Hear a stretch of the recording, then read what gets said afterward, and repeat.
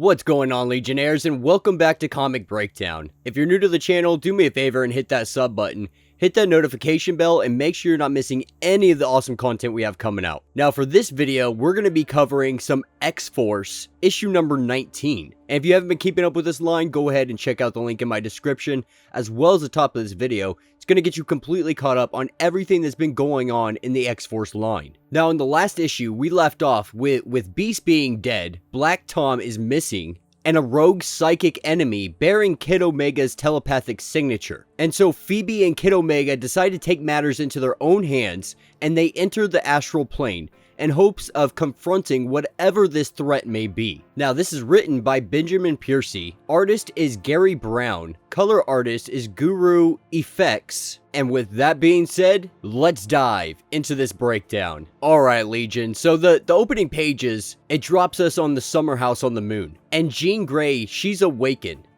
from some kind of nightmare she just had. And slowly starting to wake up here, she sees a giant pink burning fire. And in this fire, she sees Phoebe and Kid Omega. And they are crying out for help. Well, Phoebe is crying out for help here. And this is where we pick up with Kid Omega. Now, he's been in this astral plane and he can't seem to escape. He's supposed to be able to just wake up, give himself a pinch on the arm, or rub his eyes, snap his fingers, something. But he keeps finding himself here, in an endless maze of beakers and scalpels and flesh. A kind of forever laboratory. And this laboratory is essentially him. You know, he's the mouse in the cage. He's the blood sample on the slide. And as he goes through all of these beakers, he runs into one that has a Kid Omega, but it looks extremely mutated and super jacked up. And he gets to thinking, you know, maybe this nightmare isn't ending because it's real. This is reality. And this is where we see this Frankenstein Kid Omega break out of its glass cage. And we see Kid Omega take off running, with the mutation following close behind him. He's trying to conjure weapons, but he can feel his mind bending back against him, almost like he's sabotaging himself. Now, this mutant Kid Omega, this Frankenstein monster, it's chasing after him.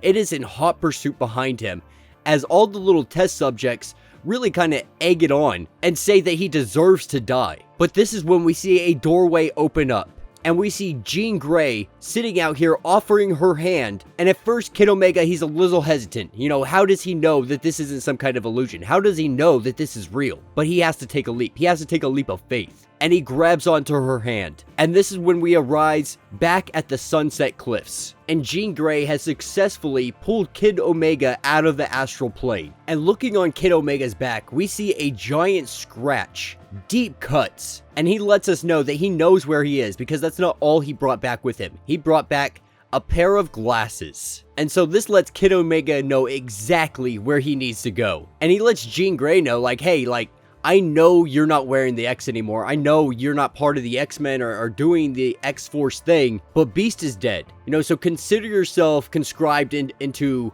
the little X-Force we got going on. The de facto boss, if you will. And she lets him know, like, you're somehow being bossy and rude, while at the same time still refraining from your standard onslaught of biting sarcasm and razor blade insults. And this is where Phoebe's like, hey, like, he's trying something new. He's trying on a new mask. Like, let's let him have this. And this is when we pick up a little bit later at the point. And back at the lab, they're trying to pinpoint an exact location for where this lab might be. And the place is called Nuke. And so Kid Omega, knowing that they're going to need a little bit of training going into this, because Kid Omega has a plan. But that plan, it's going to require training. And this is where she takes them to kind of a mental tide pool, if you will. It's a bath full of salt water to help the body float. This in turn helps the mind untether more readily. And what Kid Omega wants to be taught here is how to tighten their minds. How to tighten them into fists and teach them to hurt people without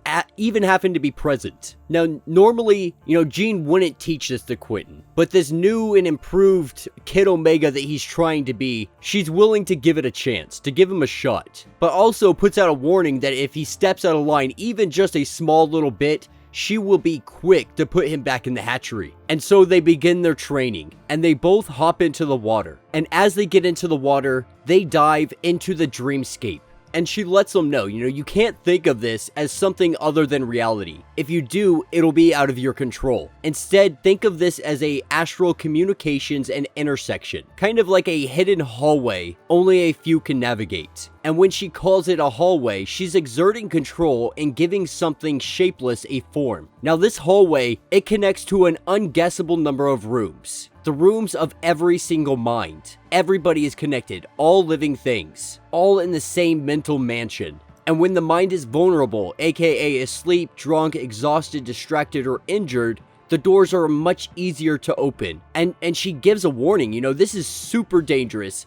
Not only is it very dangerous, it's also an unforgivable breach of privacy. And something like this should only be used in times of extreme need. But in this world, you have your entire arsenal at your disposal because of his powers. In the dreamscape, you're powered by your belief. So kind of like Green Lantern rings, and the idea that you can conjure these light constructs to your disposal. And so you're only as strong as your imagination lets it be. Now this is when we're taken to Greenland, outside of the town that's housing the lab, outside of Nuke. And we have Domino and Jean Grey. And so the team is split up. These guys have gone to look for the lab, while Kid Omega is going to the astral plane, and he's going to try to fight there. And as Domino and Jean Grey approach this little town, approach this laboratory, Domino recognizes it. Though she doesn't remember it, the memory's been edited. But she's been to these labs before, and everything in her gut is telling them to burn this mother F to the ground.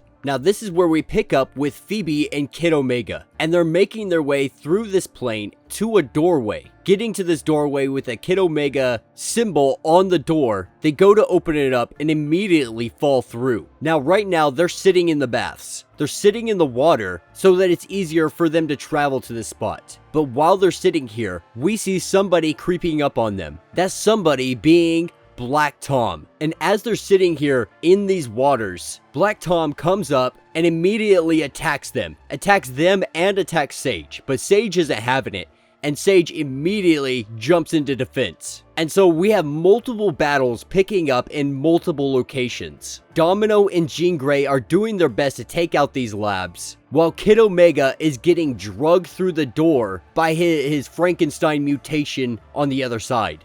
Whatever anger Kid Omega had lost, it's alive and it's living inside of this thing. And it's going to kill Kid Omega if they don't kill it first. The version of him in this dreamscape, the Quentin who is terrorizing all of them. The same Quentin that was stolen out from under him by the same grave robber who experimented on Domino. And this is where we see that we have a body of Kid Omega strapped up to a machine. And honestly, it's pathetic. Seeing the true reality of what it actually is sad. And so Jean Grey and Domino on their end have kind of taken this thing out. As well as Black Tom getting his butt kicked by Sage. And Quentin is the only one remaining with a fight left. And he's inside this dreamscape, fighting with himself, fighting with this evil version of himself. And this is where we see him grab a pistol, manifest it, put it right to the dome of his mutant counterpart, and he pulls the trigger. Now this has all been the work of XMen, and they're going to gather whatever evidence they have here to try to track him down.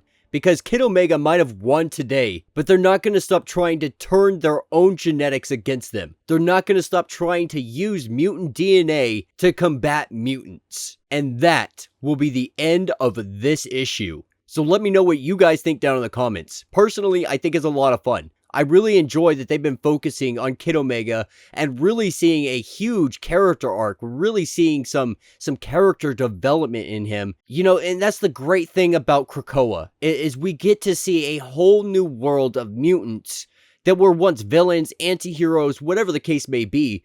They get a chance to have a whole new start and be whole new people. And that's exactly what we're seeing come out of Quentin. And I have to say, I'm 100% on board with it.